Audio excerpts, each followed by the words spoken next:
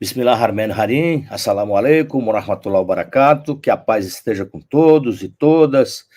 Boa noite a todas as pessoas que nos acompanham pelos canais da Ressala, da Voz Trabalhadora, o canal Mídia Livre, o canal da Geopolítica, o canal Iaras e Pagus, o canal da CJM da Bahia e o canal do Sebra Paz. Hoje é quinta-feira, dia 15 de fevereiro de 2024, e este programa é a iniciativa do Instituto de Amizade Brasil-Irã e da Ressala. Hoje nós vamos dar continuidade à nossa série de diálogos sobre os 45 anos da Revolução Popular e Anti-Imperialista do Irã e as conquistas que essa revolução produziu no país persa, né? E hoje nós vamos dialogar sobre a Revolução Iraniana e a unidade dos povos da África, Ásia e América Latina. E temos como convidado o presidente do Instituto de Estudos Geopolíticos do Oriente Médio, IGEOP, e representante da campanha global pelo retorno à Palestina, professor Marcelo Buzetto, que é um grande especialista em geopolítica. Boa noite, Marcelo, seja bem-vindo, satisfação tê-lo aqui. Bom, boa noite a todas as pessoas que estão acompanhando, agradeço muito o convite da Ressala, da União da Amizade Brasil-Irã, e Marcos Tenório, um grande amigo. Estamos à disposição para conversar sobre esse evento histórico tão importante, que é a Revolução Iraniana.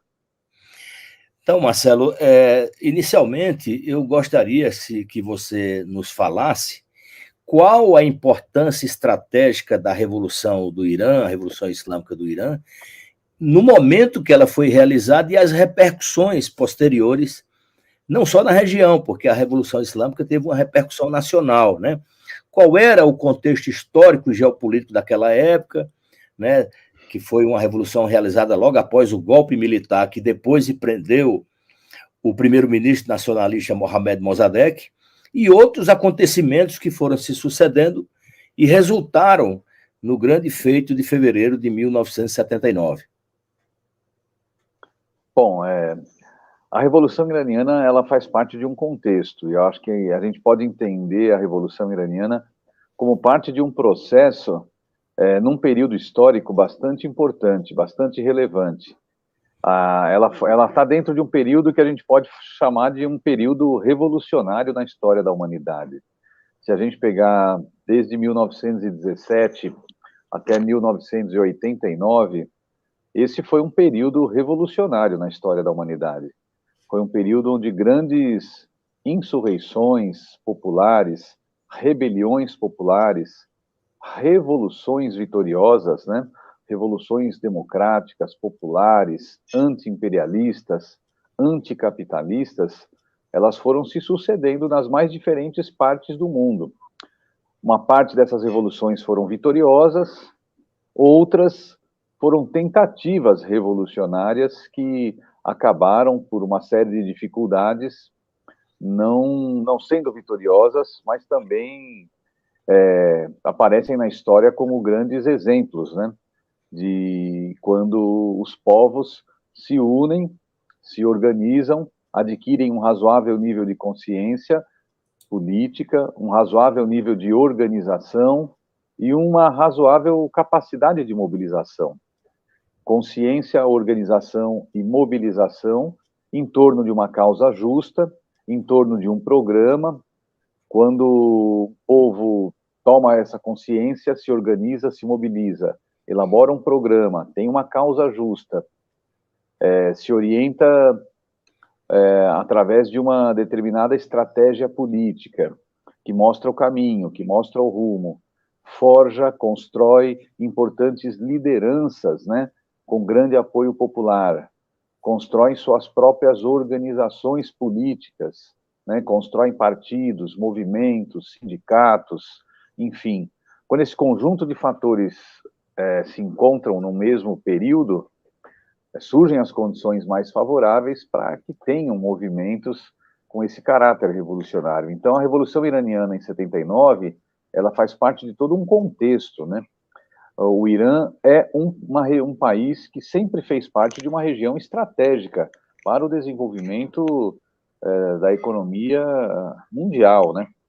Se a gente for observar o processo de expansão mundial do capitalismo, desde a época do capitalismo comercial, quando estava sendo formado, né, o sistema colonial, a gente percebe que os cristãos europeus ocidentais sempre viram, né, na Pérsia, né, onde hoje é o Irã, uma região que tinha uma localização geográfica estratégica, né?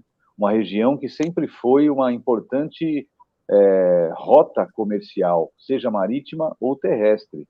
Então, o Irã sempre foi um território muito disputado pelas potências colonialistas do passado, da época do capitalismo comercial, da época da transição do feudalismo para o capitalismo, e também do final do século XIX e os primeiros 60 anos do século XX. O Irã virou, sem dúvida nenhuma, um território em disputa pelo imperialismo britânico, francês, estadunidense, que sempre ficou de olho e colocou suas garras ali na região da Ásia Ocidental, que a gente conhece como Oriente Médio, né? E 1979 foi um ano emblemático, né? Porque aconteceu a vitória da Revolução no Irã e aconteceu a vitória da Revolução na Nicarágua, né? Só por aí já dá para a gente fazer um programa inteiro, né? Sobre os vínculos, né, que Irã e Nicarágua têm. E, coincidentemente, né, esse acontecimento, né, no Irã foi em fevereiro de 79, na Nicarágua foi em julho de 79, mas essas duas revoluções, né, num país da Ásia e no outro num país da América Latina, acabou criando vínculos muito fortes entre Irã e Nicarágua até os dias atuais, né? A Nicarágua sandinista, do governo da Frente Popular, da Frente Sandinista de Libertação Nacional, que conquistou o poder na Nicarágua em 19 de julho de 79, estabeleceu logo no início ótimas relações de amizade, de cooperação, né, com o Irã. E até hoje, né, o governo da Nicarágua tem, né, ótimas relações com o Irã, o que é motivo para os Estados Unidos ficarem muito furiosos, né, por terem aí um amigo, né, do Irã ali na região da América Central, né? Isso, exatamente. A repercussão e o exemplo da Revolução Islâmica no Irã teve muita repercussão. E é importante o que você mencionou, Marcelo, que era um período de fato revolucionário. Na África, muitas colônias, muitos países colonizados se livrando da dominação colonial. Aqui na América Latina, o exemplo da Nicarágua, né? O Brasil avançava pela redemocratização, não era um processo revolucionário, mas esses acontecimentos, tanto da Nicarágua, na nossa América Latina, quanto a Revolução Islâmica do Irã na Ásia, acabam tendo repercussão e estimulam as forças populares que lutam contra os opressores, né? Então, o exemplo da reforma da Revolução Islâmica, como você mencionou, ele tem repercussão não somente ali naquela região do Sudeste Asiático, que convencionou se chamar de Oriente Médio. E esse acompanhamento que você faz da questão do Oriente Médio, né, eu lembro que o IGEOP, que você preside, o Instituto de Estudo de Geopolítica do Oriente Médio, realizou várias lives debatendo esse tema, né, das relações do Irã com outras regiões do mundo, o desenvolvimento econômico, né, entrevistou-se pessoas da Venezuela, um país com o qual a República Islâmica do Irã tem uma relação muito próxima, inclusive auxilia bastante no desenvolvimento econômico e na produção e no refino de petróleo venezuelano. E hoje nós estamos acompanhando esse momento de grande tensão, né?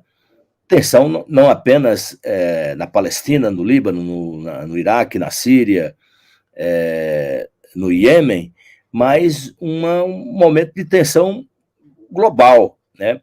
O imperialismo ele continua estendendo os seus tentáculos e oprimindo povos na África. Você vê que a Venezuela vai realizar eleições e o imperialismo já começou a fustigar, né? E o fustigamento também por parte da mídia ocidental e das potências contra a República da Nicarágua, a República Sandinista, é uma coisa impressionante, né? E, nesse contexto, é notório o apoio do Irã a essas forças que a gente se convencionou chamado eixo da resistência, né? E eu queria que você falasse, Marcelo, um pouco de quais são os vínculos do Irã, dessa ideia da revolução, da libertação anti-imperialista e popular, em regiões como a África, América Latina, né? Eu já mencionei a Venezuela, mas tem outros laços do Irã com países e forças políticas nesses continentes que lutam contra a dominação imperialista que já se estende por tantos anos. Olha, acho que é muito importante tratar desse tema da Revolução Islâmica no Irã, porque nós estamos num período onde estão ressurgindo com força muito grande na África lutas anticolonialistas. Eu penso que hoje no mundo nós temos dois grandes inimigos que os povos estão percebendo que são inimigos que têm prejudicado o livre desenvolvimento de países da África, Ásia e América Latina. Um deles é o colonialismo, o neocolonialismo, o imperialismo, né? E o outro deles é o nazifascismo ou neofascismo. Então acho que há um movimento hoje no mundo sendo construído para combater tanto o neofascismo que vem ressurgindo com governos de extrema direita, com figuras como Donald Trump, como Bolsonaro, governos de extrema direita, né, na Europa, governos reacionários, neofascistas, como o do Zelensky, lá na Ucrânia, né? Então, esse tipo de governo tem que ser combatido. E também o colonialismo, o neocolonialismo, o imperialismo. Acho que a humanidade está chegando num limite, os povos estão se organizando, tomando consciência que é preciso dar um basta e é preciso construir um movimento internacional de combate ao colonialismo, neocolonialismo, imperialismo. E a Revolução Iraniana ela teve sempre uma importância muito grande, porque, como você falou, a vitória da Revolução Iraniana ela estimulou outros povos a lutar pela sua liberdade, pela sua independência, pela sua soberania nacional, pela sua autodeterminação. A lutar por aquilo que está escrito na Carta de Fundação das Nações Unidas, mas que Estados Unidos, França e Inglaterra sempre impediram que acontecesse ali na região da Ásia Ocidental, do Oriente Médio.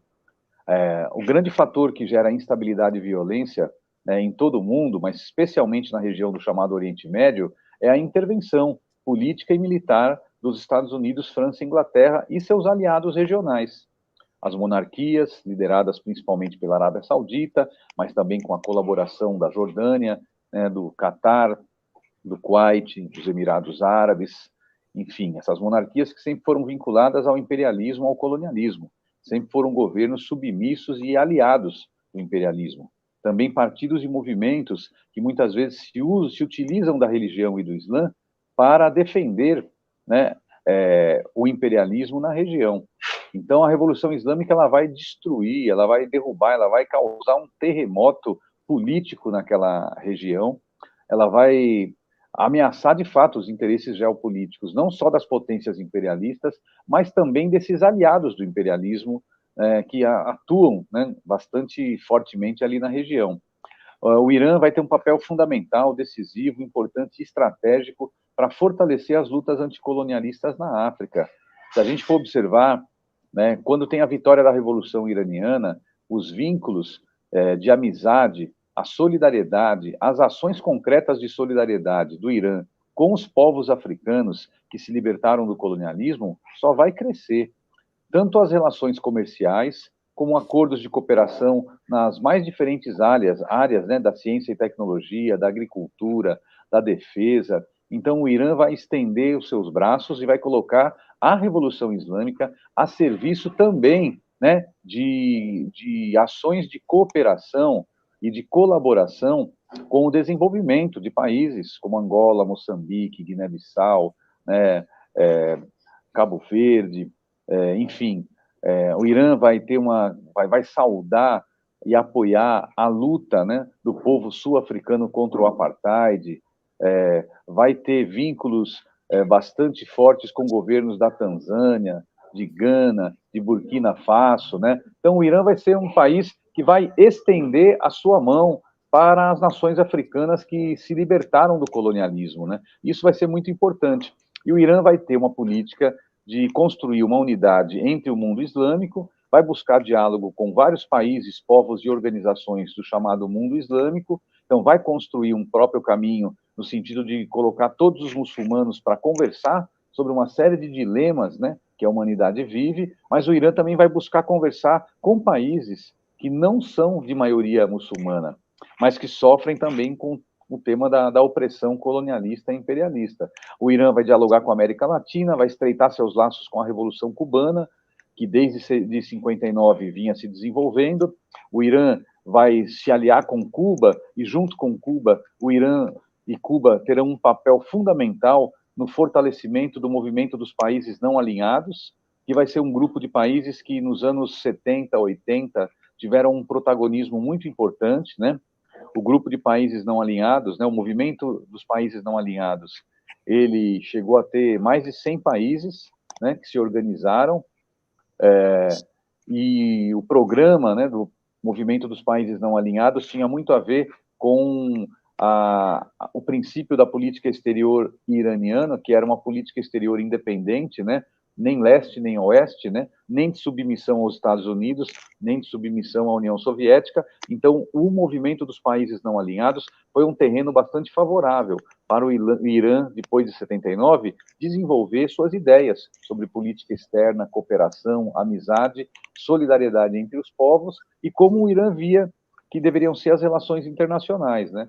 E hoje a gente vê que essa política que foi inaugurada em 79, ela avançou para se expandir, e hoje o Irã tem muito mais relações, né, no mundo do que tinha em 79, né? Hoje o Irã é muito mais respeitado e reconhecido, né, como um parceiro comercial, como um aliado, né, na política internacional, aqui na América Latina, do que era antes de 79, né? O Irã hoje tem relações muito fortes, né, com países como você citou, né, com a Venezuela.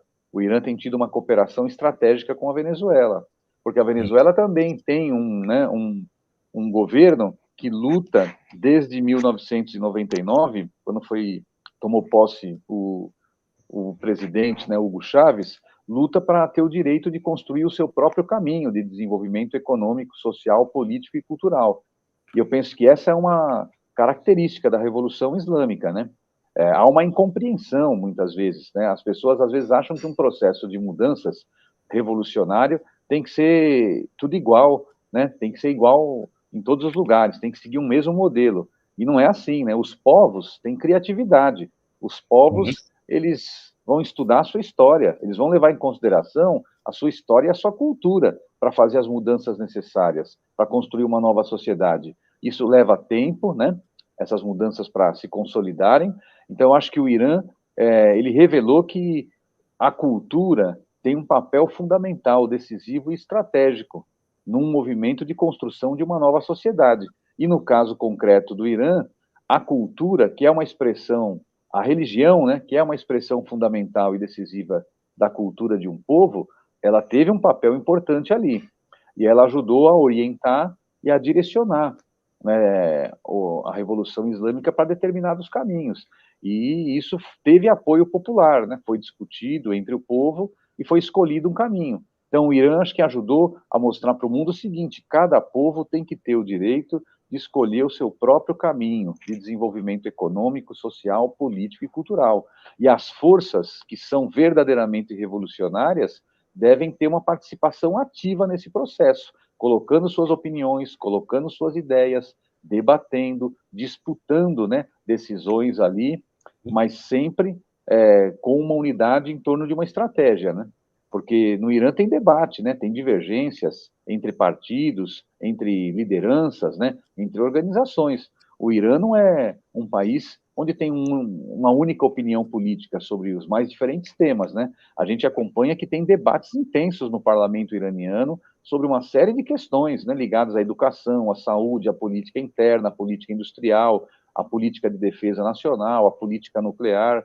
Então, tem muitos debates que acontecem, né, no interior da Revolução Islâmica, que são debates que são feitos por aquelas forças que pode ter uma diferença aqui ou ali, cada um está num partido diferente, ou seja, tem diferentes formas de organização, diferentes táticas, mas eles estão unidos em torno de uma estratégia política. E essa estratégia política é anticolonialista, é anti-imperialista.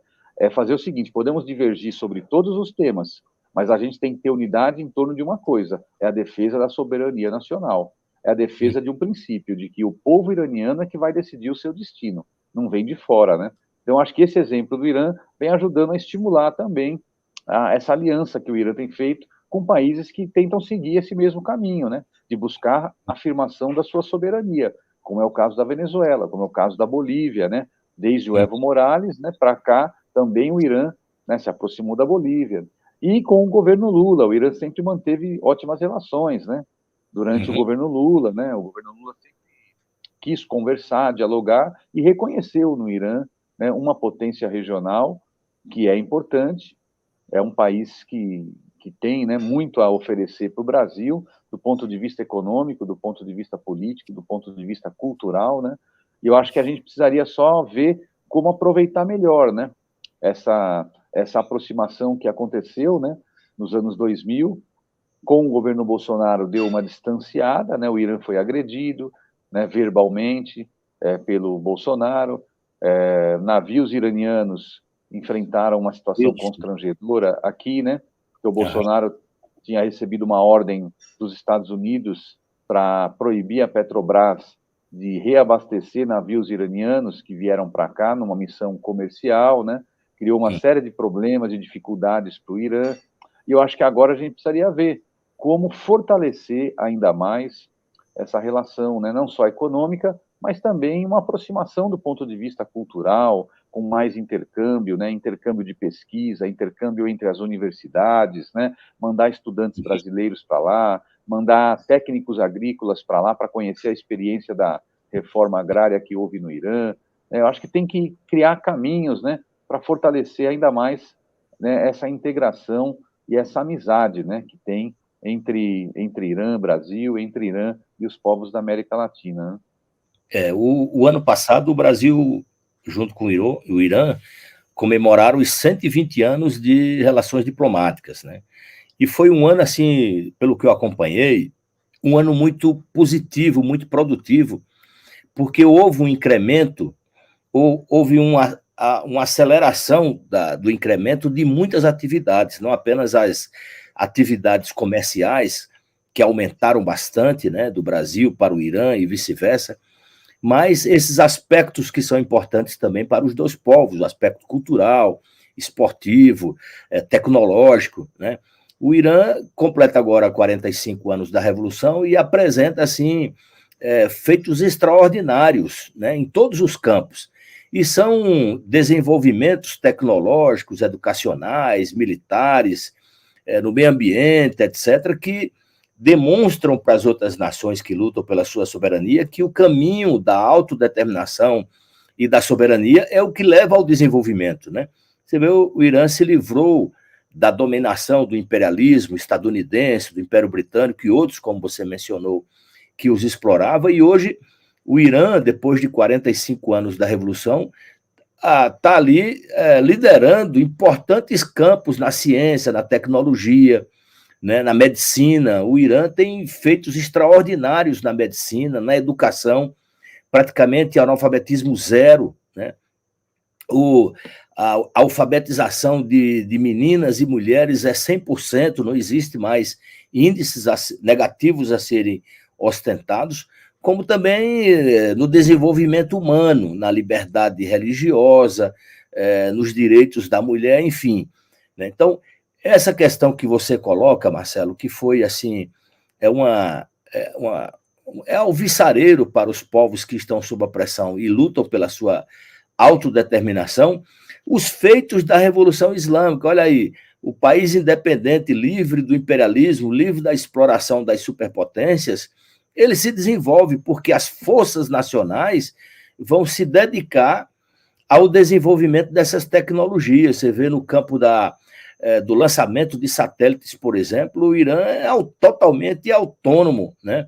Tem autonomia total nessa tecnologia de satélites. Há um pouco menos de um mês, o Irã pôs na atmosfera 3 satélites simultaneamente num único foguete, né? É um feito extraordinário que poucos países, ou talvez só 2 países, consigam alcançar essa façanha, né?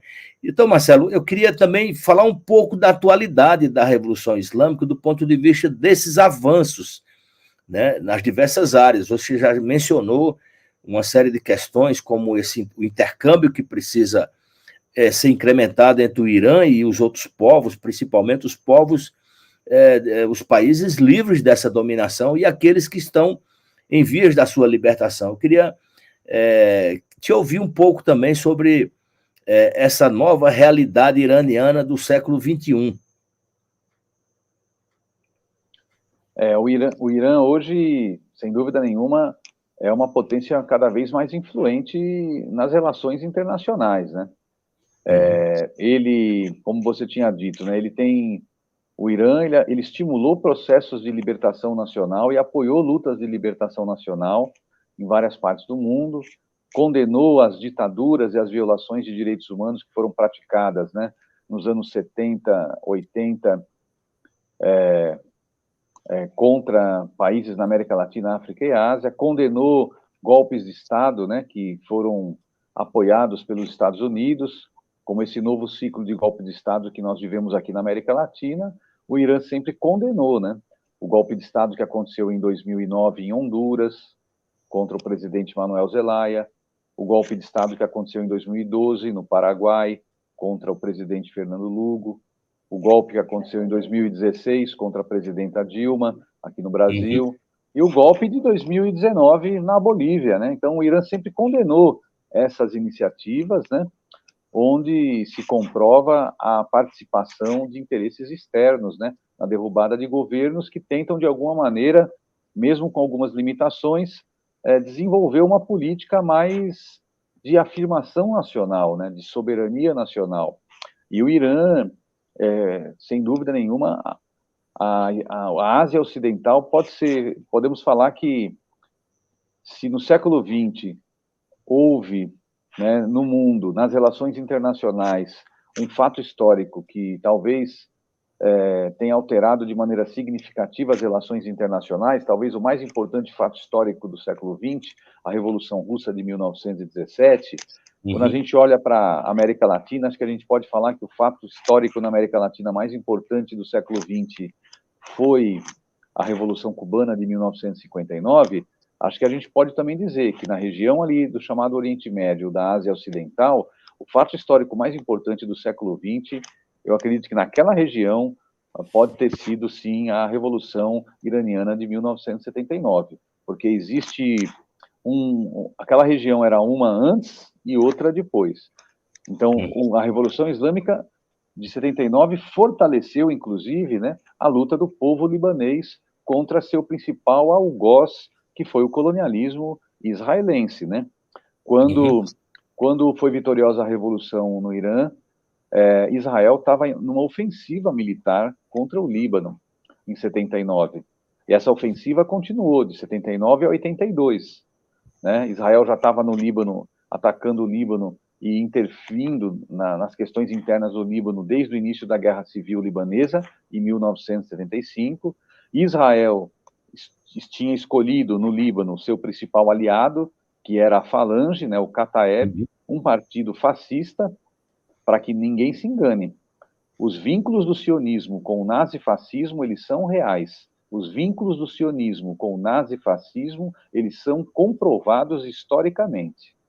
E a gente comprova historicamente, lembrando e vendo como líderes sionistas que ajudaram a criar o Estado de Israel em 1948 eram admiradores de Benito Mussolini.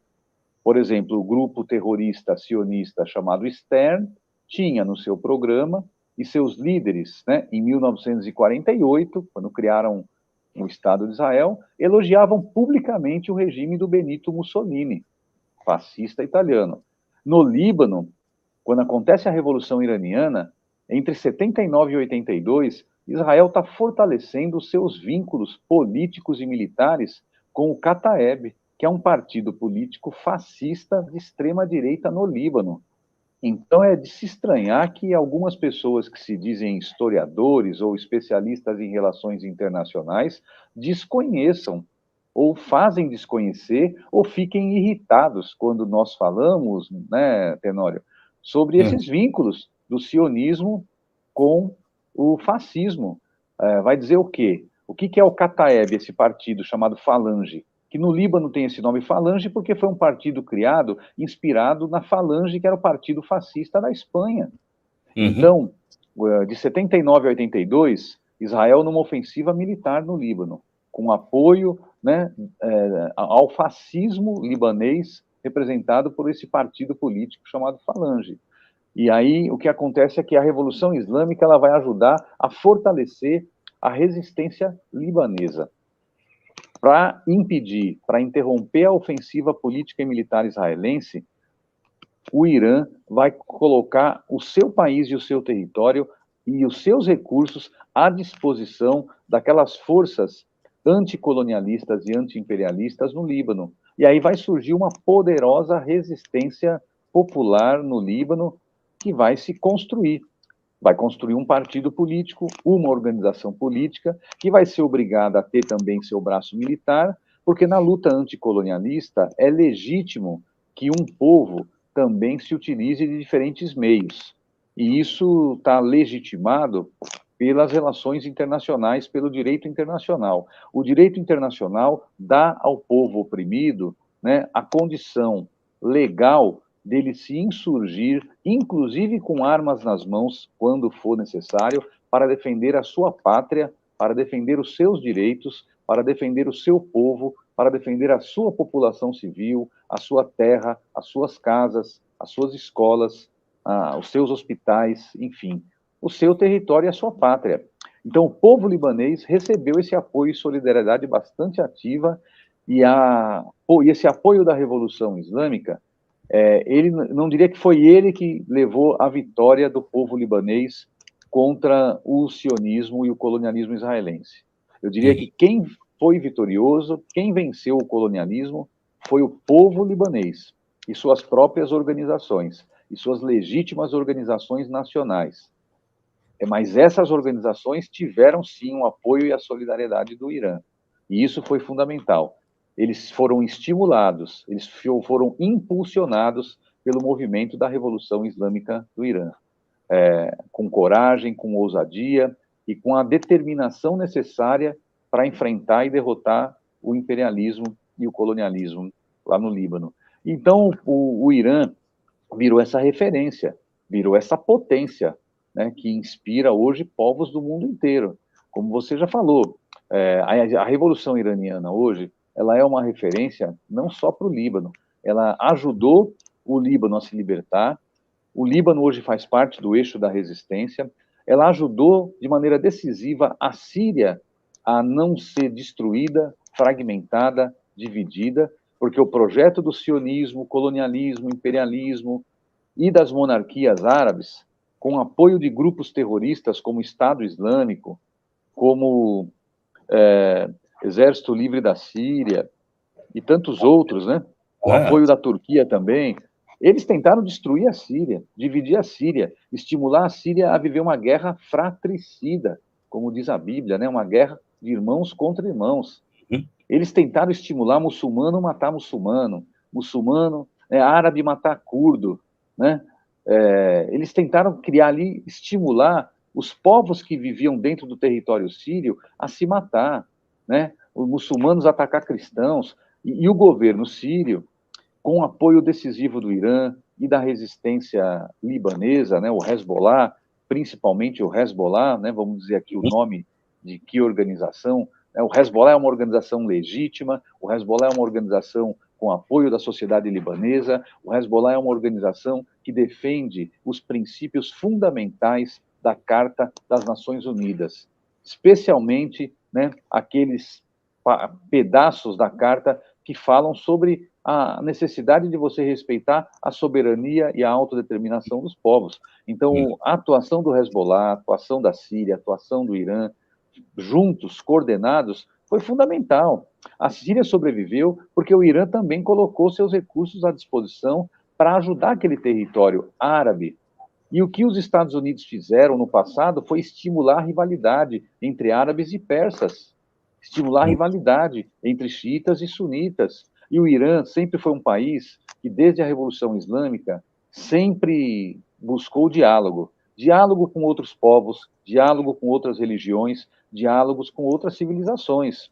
Se a gente for pegar a história diplomática do Irã de 79 para cá, nós não vamos encontrar diplomatas iranianos xingando, ofendendo, agredindo, né, desqualificando pessoas e países. Mesmo países e pessoas que têm opiniões diferentes, mas o Irã sempre vai deixar uma porta aberta, o Irã sempre vai, com a sua diplomacia, se colocar à disposição para fazer um encontro, uma conferência, uma reunião.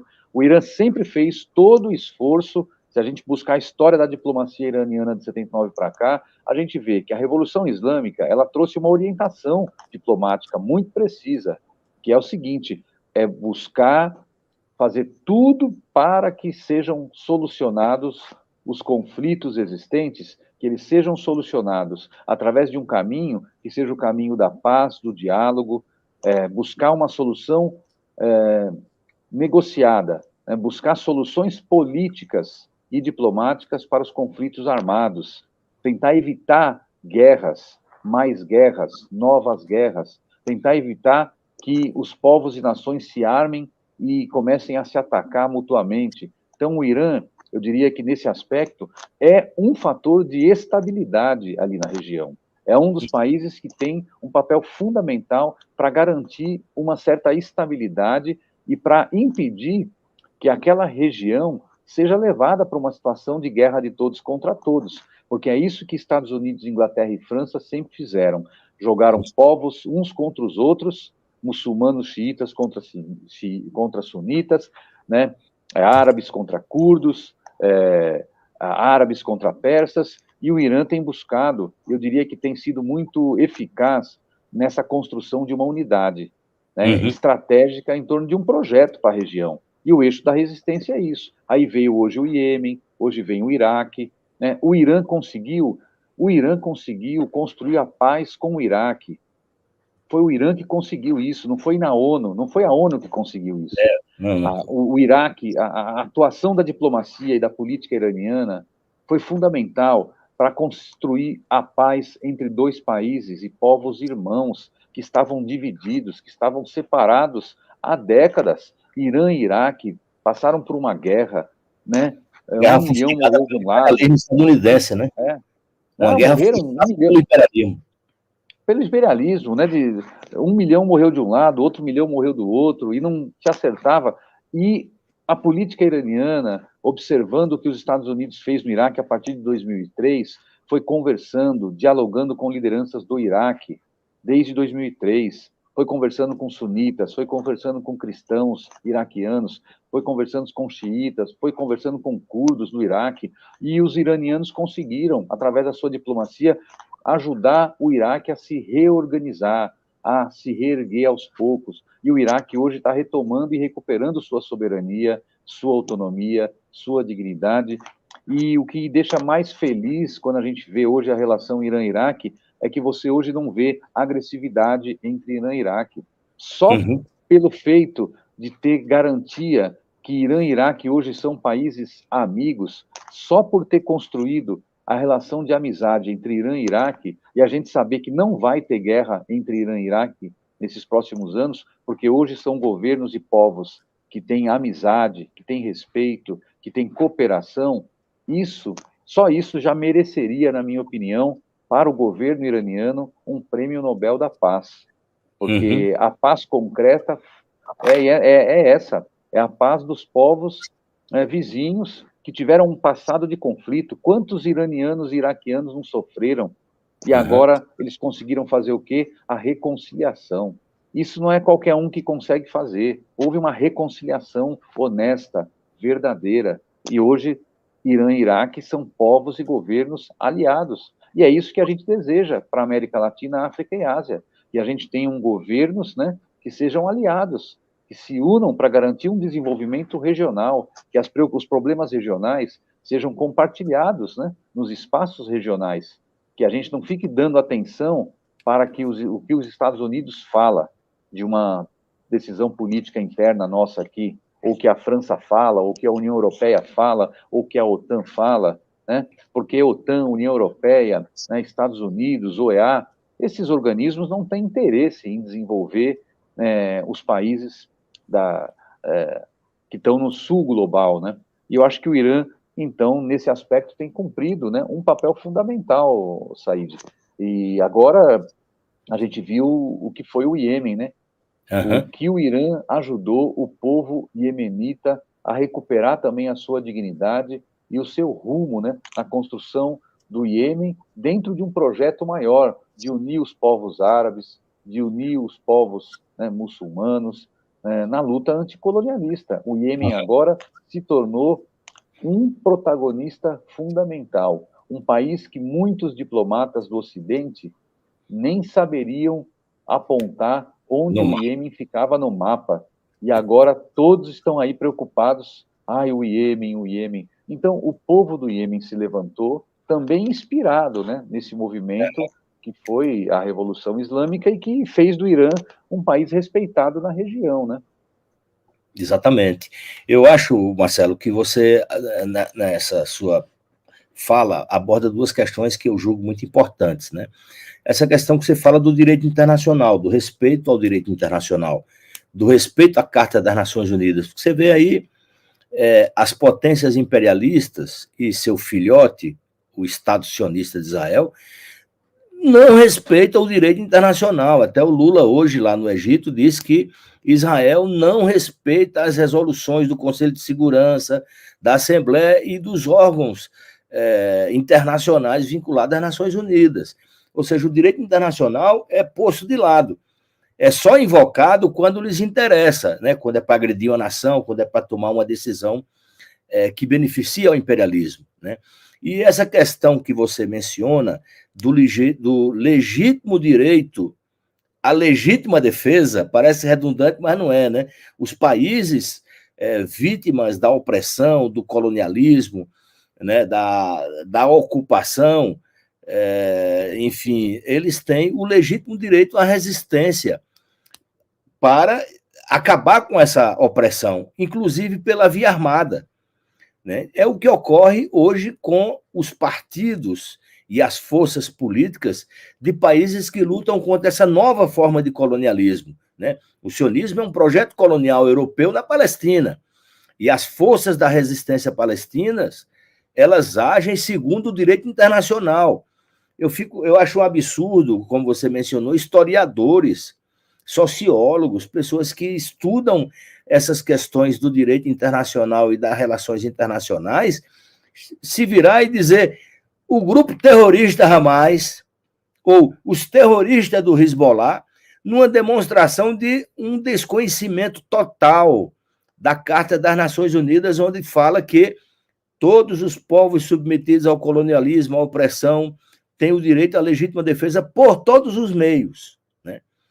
E não só na questão da defesa, mas também na soberania. Você vê que, você lembra, e o Brasil ajudou bastante, no acordo entre o Irã, os Estados Unidos e outros países para o desenvolvimento da sua tecnologia nuclear. O Irã sempre disse, não, o desenvolvimento e os avanços na tecnologia nuclear é para fins pacíficos. E você vê como são as coisas, né, também do imperialismo, como manipula os organismos das Nações Unidas. O Irã recebe frequentemente visita da Agência das Nações Unidas para a energia nuclear e nunca visitou nenhuma instalação israelense. O Irã não tem bomba, não desenvolve tecnologia nuclear para bomba nuclear. Israel tem a bomba que comprou no mercado negro, comprou artefatos nucleares de traficantes de armas e são protegidos pela Agência das Nações Unidas para a energia nuclear. Né? E uma outra coisa que você falou, Marcelo, que eu reputo com muita importância, é essa ideia da unidade das forças que lutam contra os opressores. Né? Aliás, uma questão que eu queria debater com você aqui é que, por exemplo, uma das primeiras mensagens do Imam Khomeini, após a vitória da Revolução, foi sobre a questão palestina e sobre a necessidade da unidade de ação, da unidade entre os povos oprimidos para lutar contra os opressores, né? E essa questão palestina, o Imam Khomeini mencionava, porque, do ponto de vista da avaliação que ele fazia do projeto colonial sionista na Palestina, ele dizia que o projeto colonial sionista, com apoio do Império Britânico e dos Estados Unidos na Palestina, não vai se limitar às fronteiras da Palestina. Se eles conseguirem concretizar o projeto colonial na Palestina, eles vão passar por cima das outras nações para tentar concretizar essa fantasia de que existiu no passado, que ninguém sabe qual foi esse passado, o grande Israel, que é ocupar a Síria, ocupar a Jordânia, ocupar o Iraque, ocupar o Líbano, ocupar parte do Egito, enfim, para fazer uma grande nação que se proporia a submeter os povos do Sudeste Asiático a um domínio imperial, né? Então, essa questão da unidade de ação foi o que hoje se convencionou chamar, como você já mencionou, o eixo da resistência, né? Que é a luta exatamente contra esse projeto de destruição dos países, de neocolonialismo e, no caso da Palestina, de uma limpeza étnica para estabelecimento de uma aberração naquela região, que é um Estado para europeus, com todos os direitos em detrimento dos direitos dos povos ancestrais na Palestina. Eu queria, Marcelo, você como uma pessoa que tem muito conhecimento e muito envolvimento na causa palestina e representa no Brasil a campanha global pelo retorno à Palestina, que você comentasse esse momento crucial que o povo palestino está vivendo em Gaza, onde hoje 129 dias, eu acho, salvo engano, 129 dias, e mais de 30 mil mártires, fora as mais de 40 mil pessoas feridas e os que estão sob os escombros, né? Ou seja, é um verdadeiro holocausto, um genocídio e um holocausto do povo palestino praticado por um Estado agressor protegido pelas superpotências, né? Que, inclusive, foi isso que o Lula falou. Israel está praticando crimes contra a humanidade, genocídio, e protegido pelo Conselho de Segurança da ONU, porque os Estados Unidos têm direito a veto. Uma coisa completamente fora dos tempos atuais que nós estamos vivendo.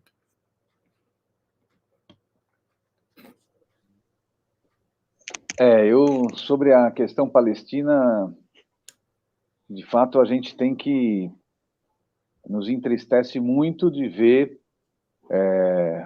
como a máquina assassina, né, e genocida do governo sionista e colonialista de Israel ainda continua funcionando, né, matando crianças, matando civis, cercando e destruindo hospitais, praticando os piores crimes que a humanidade já viu em toda a sua história.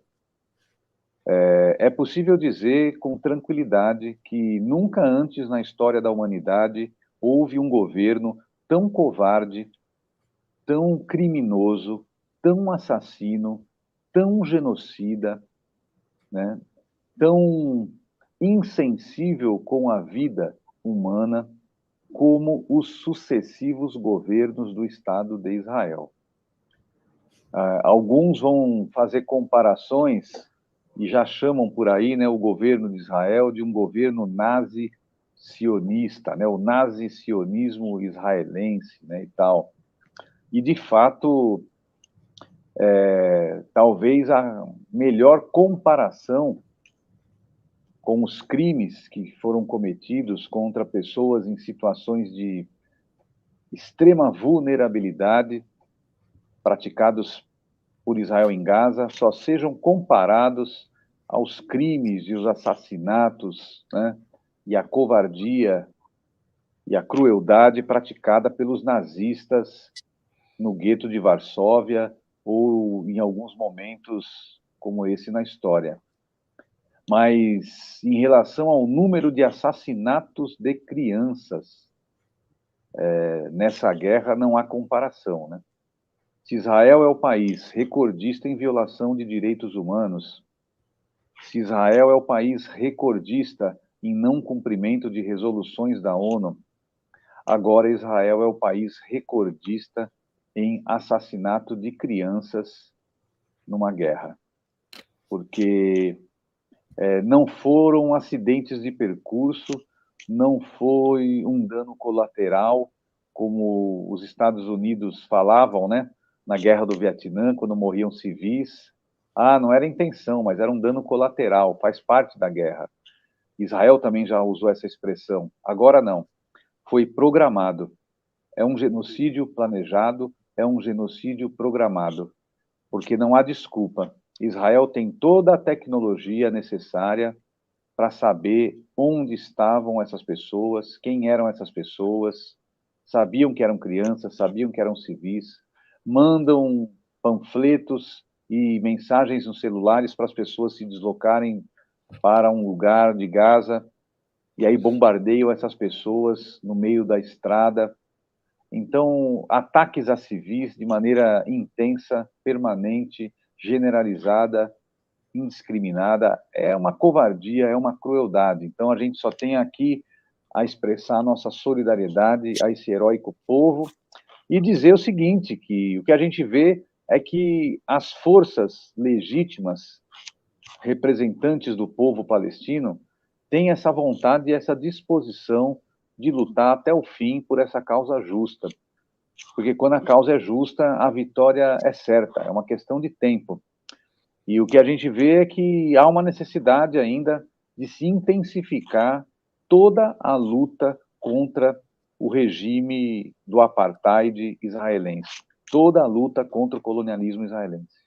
A intensificação de todas as formas de luta contra o colonialismo israelense é que vai fazer com que esse regime seja desgastado, enfraquecido, isolado e derrotado. Israel já sofre uma derrota moral, Israel já sofre uma derrota política, Israel já sofre uma derrota diplomática e Israel sofre também uma derrota militar, porque estabeleceu objetivos militares que nunca poderão ser alcançados, a não ser que eles joguem parte das suas 200 ogivas nucleares em Gaza. E eles estão falando, né? Políticos, jornalistas israelenses estão falando, querem o extermínio da população palestina. Eles falam publicamente. Tem declarações em jornais, vários representantes da mídia israelense, políticos, presidente, ministros, falam em extermínio. E a União Europeia, Estados Unidos continuam, né, ainda confraternizando com o governo israelense, porque são cúmplices, porque são financiadores, porque o sangue das crianças palestinas também está nas mãos do governo dos Estados Unidos e dos governos da União Europeia, né, porque dão apoio, né, a Israel. Israel foi criado para ser isso, né, para ser uma peça nesse tabuleiro da geopolítica internacional, uma peça para desestabilizar, desunir, criar problemas e instabilidade na região, né? Então, de fato, a existência do Estado de Israel sob o comando, né, de sucessivos governos sionistas, colonialistas, atende aos interesses dessas potências. Mas o que a gente percebe é que os povos da região estão se unindo, estão tomando consciência, estão se organizando, estão se mobilizando. E aqueles governos que sempre também quiseram fazer acordos com Israel, como o governo da Arábia Saudita, também foi obrigado a recuar, né? Também foi obrigado agora a tomar algumas decisões mais enérgicas, porque senão o seu próprio povo corria o risco de ir para as ruas e pedir a deposição desses governos, né, das monarquias principalmente. Elas acabaram ficando um pouco envergonhadas, né, e tal, e estão sendo obrigadas pela força da resistência palestina a rever algumas posições vergonhosas e inadmissíveis, né, de capitulação e conciliação com o colonialismo e com o imperialismo, né? Então, eu diria que o povo palestino é um povo heróico, a Palestina é o novo Vietnã desse período do século XXI, e eu acho que, assim como o Vietnã foi vitorioso, o custo, né, em vidas humanas, para quem toma a decisão de lutar contra o imperialismo, sempre vai ser muito alto. E não está sendo diferente, né? o custo em vidas humanas é altíssimo, mas é um preço que os povos pagam quando tomam, né, consciência e decidem lutar para construir, né, um mundo melhor, né? E o que os palestinos estão fazendo por toda a humanidade, né? Eles estão lutando de maneiras assim muito desigual, né? Mas o que a gente espera é que se intensifique cada vez mais nos próximos meses e anos essa luta legítima de libertação nacional. E como você disse, a luta contra o colonialismo é uma luta onde, né, diferentes meios e formas são utilizadas. Todos os povos da América Latina lutaram aqui pela sua independência, né? Os Estados Unidos pegaram em armas. O que foi a Revolução Americana? Para expulsar os britânicos, né, das 13 colônias da América do Norte, não foi uma reunião que eles fizeram, tomando um chá das 5 com os representantes do Império Britânico. Foi enfrentando, né, os soldados britânicos que matavam, torturavam, roubavam, oprimiam, né, queimavam casas, queimavam plantações, queimavam navios, destruíam comércio. E aí o povo lá na América do Norte se levantou. Uns tinham, né, armas de fogo, outros tinham faca, outros tinham lança, outros tinham machados, outros tinham pedaços de pau, outros faziam bombas, sabotagem, outros pegavam os soldados desprevenidos, né, e tomavam as armas deles. E a luta contra o colonialismo britânico lá foi sendo construída assim. Então, eu diria que o colonialismo não tem como sobreviver para sempre num território árabe tão importante e estratégico como a Palestina. A Revolução Palestina vai seguir. Hoje, eu diria que nunca o povo palestino esteve tão unido e coeso em torno das suas organizações como agora. Essa conversa de que é uma guerra de Israel contra o Hamas é mentira. Mentira. Todas as organizações palestinas estão unidas. O povo palestino nunca esteve tão unido nos seus objetivos como agora, apesar do sofrimento que está passando. Nunca. Também o povo palestino hoje nunca teve tanta certeza de quem são seus verdadeiros representantes como agora. O povo palestino sabe quem é seu legítimo representante, quem são seus legítimos representantes e líderes. O povo palestino sabe que aqueles que ficaram em Gaza, nos túneis, embaixo da terra, né, sobrevivendo, aqueles que não fugiram, aqueles que não foram embora, aqueles que resistiram junto com o povo dentro de Gaza, aqueles que estão lá dentro, né, comendo pouco, passando fome, sem ter água, sem ter comida, sem ter condições dignas de sobrevivência, esses combatentes e essas combatentes das diversas organizações da resistência palestina demonstraram que são os verdadeiros, os legítimos representantes de toda a história desse heróico povo. E aqueles que preferiram, né, capitular, trair, enganar, né, que preferiram ficar numa situação confortável, né, nas suas casas e mansões protegidas, sob a cumplicidade do governo sionista e colonialista de Israel, esses vão ficar para a lata de lixo da história. Hoje os palestinos sabem quem é que está do seu lado nessa luta, em quem eles podem confiar de verdade para levar essa luta de libertação nacional, essa luta popular e prolongada de libertação nacional até o momento da vitória.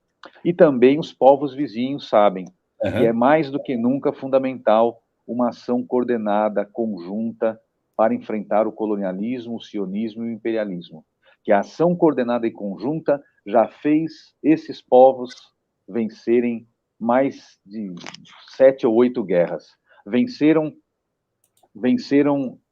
com a Revolução Islâmica sendo vitoriosa e se consolidando. Primeira vitória.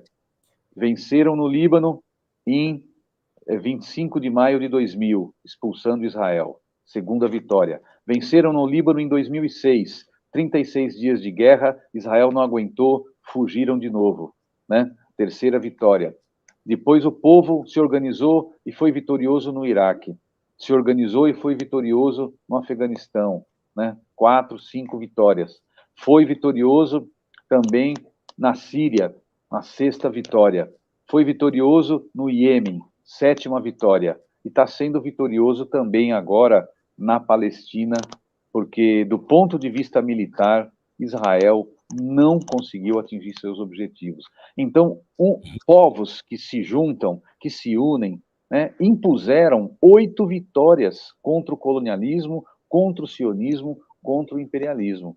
O que a gente deseja é que essa vitória decisiva e final contra o colonialismo israelense, né, se consolide e seja plena nos próximos anos. E nós aqui da América Latina vamos também cumprir o nosso papel de defender aqui, né, a justiça, a democracia, a independência, a soberania e os valores e princípios que querem que a gente construa um mundo de paz, de justiça e de solidariedade. E, para isso, os povos da América Latina, África e Ásia têm um papel decisivo.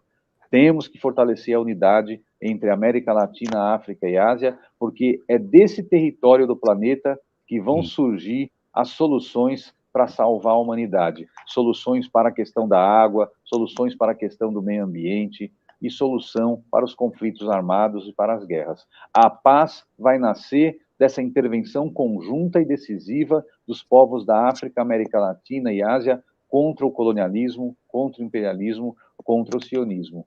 E a Revolução Iraniana, de fevereiro de 79, tem sido parte fundamental desse processo de construção de um mundo, né, de paz, de justiça, de soberania e de solidariedade entre povos e nações, né? É isso que a gente acredita muito. Perfeito, Marcelo. Olha, nós teríamos muito ainda o que conversar, porque são temas que um tema suscita outro tema, né? Você falou agora da paz, a busca da paz. A República Islâmica do Irã nunca invadiu, nunca iniciou guerra com nenhum vizinho e muito menos com quem está distante, né? O presidente Ibrahim Raisi, semana passada, ele disse que o Irã não tem interesse de fazer guerra com quem quer que seja, nem vizinho, nem quem está longe. Agora, nós estamos prontos para reagir a qualquer aventura que se tente contra a República Islâmica do Irã. E eu penso, Marcelo, e acho que você concorda também, finalizando o nosso papo, que essa capacidade de defesa desenvolvida pelo Irã ao longo desses 45 anos de revolução, quando o Irã é um dos países com a maior capacidade de defesa, não somente da região, mas também do mundo, porque é um dos 8 exércitos mais importantes do mundo, é no sentido não de se preparar para agredir ou fazer guerra com quem quer que seja, né? Porque as guerras que a República Islâmica do Irã travou, ou a guerra que a República Islâmica travou contra o Iraque, você já mencionou, foi o interesse dos Estados Unidos pôr em conflito 2 povos irmãos, 2 povos com praticamente a mesma origem, embora um persa e outro árabe, mas irmãos na religião e nos interesses regionais. Então, a busca da paz é um dos objetivos do fortalecimento da defesa iraniana. Marcelo, infelizmente, nós vamos ter que terminar o nosso programa, porque ficaríamos aqui muito mais tempo e a audiência nossa está assim muito atenta e os comentários que vejo aqui são comentários muito importantes. Mas eu queria, Marcelo, agradecer a tua presença, agradecer a nossa audiência que nos acompanha pelos canais da Ressala, a Voz Trabalhadora, a Mídia Livre, Canal da Geopolítica, Iaras e Pagus, a CJM Bahia e Sebra Paz. Muito obrigado a todos vocês. Marcelo, fique à vontade para as suas considerações finais sobre esse nosso diálogo da noite de hoje. Não, eu queria só agradecer o convite, parabenizar muito, né, por esse ciclo de debates, de lives, né, sobre o tema da Revolução Iraniana e ficando à disposição para o que a gente puder fazer para fortalecer esses laços de amizade, né, entre Brasil e Irã, entre a América Latina e os povos da região da Ásia Ocidental. Né, e agradecer aí, deixar aqui um grande abraço para todas as pessoas que tiveram essa paciência de nos escutar, que compartilhem, né, todos os programas, todas as lives, divulguem amplamente, que a divulgação e o compartilhamento que vocês fazem vão ajudar, com certeza, o povo brasileiro a conhecer um pouco mais sobre essa experiência tão importante e histórica que foi a Revolução Iraniana de 1979. Grande abraço, Marcos. Abraço, Marcelo, boa noite a todos e todas que nos acompanharam até este momento. Até amanhã com mais um programa desta série de diálogos sobre os 45 anos da Revolução Popular e Anti-Imperialista do Irã.